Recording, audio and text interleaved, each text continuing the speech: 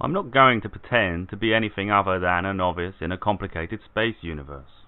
Delving into Stellaris for the first time is somewhat overwhelming, as is the case of all Paradox Interactive's grand strategy games.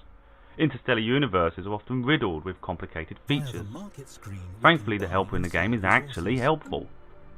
After a few hours, the game began to make more sense, and the addiction really started to kick in. Before long, time had flown by, and my human enterprise was expanding and competing for territory against rival alien species. For the purposes of this review, my install includes the Megacore and Distant Star Story Pack DLCs.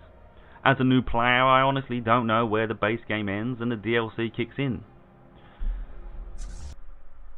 Starting a session provides a generous selection of various races, from humans to obscure alien species, all of which have their own unique traits and specialities. Some favour trade and diplomatic relations, whilst others are incredibly hostile and aggressive. For my session, I chose the humans. Earth was struggling to maintain its integrity.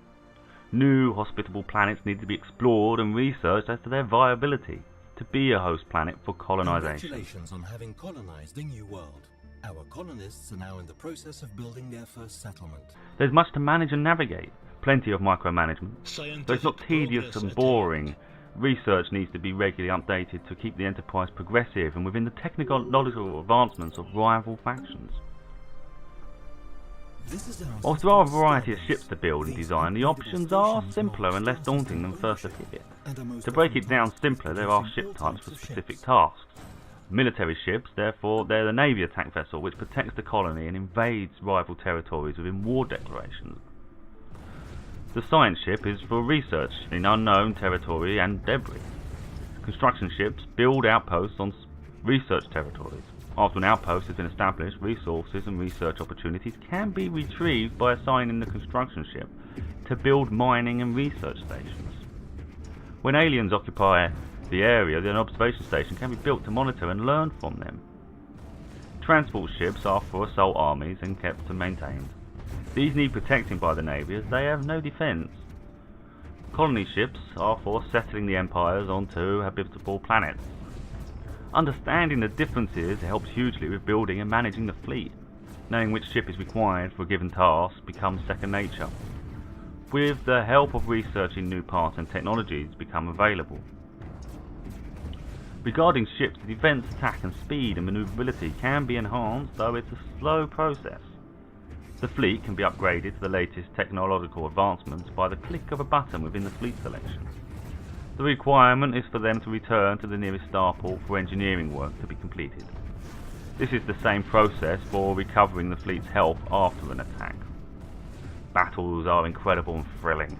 Laser lights flashing with hostility, inflicting damage upon rival ships. Missiles launching and guns firing. Starports can be upgraded with defence capabilities which advance and improve in line with research.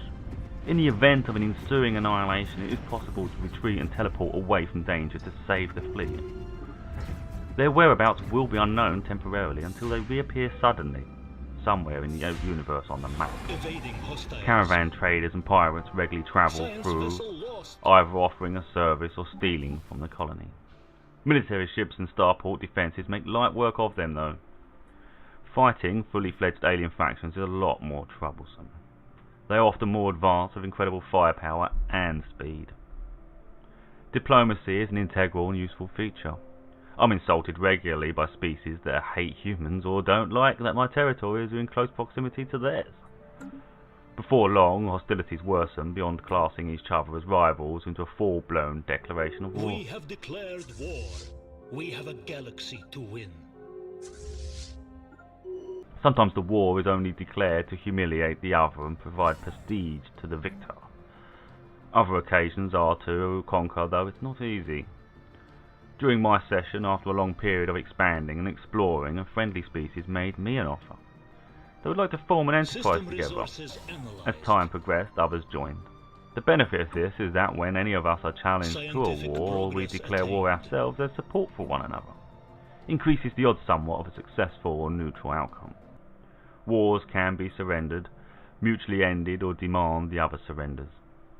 The chances of a successful agreement are portrayed by a green tick or red cross. Both sides are harmed by attrition from the effects of war. The longer it lasts, the worse the effects on the empires. Eventually, a conclusion has to be decided. Gathering resources is integral to everything. Energy must be mined and gathered or purchased at the market in trade for other resources. Each resource has its own use and gathered uniquely. Special buildings may need to be built on colonized planets. Food and goods are generated via industry and consumed by the populace. Anomalous readings detected. Having a positive stockpile is essential for the health and Anomalous happiness. readings detected. Energy is required to power everything. This can be mined from galaxies or industry on a planet. Edicts can be purchased to provide a boost to a variety of options, including energy. During my session, it was essential to keep a positive output. Even then, I was substituting mined crystals for energy. There is a maximum limit to how much of anything can be stored. Silos need to be built to increase that storage capacity.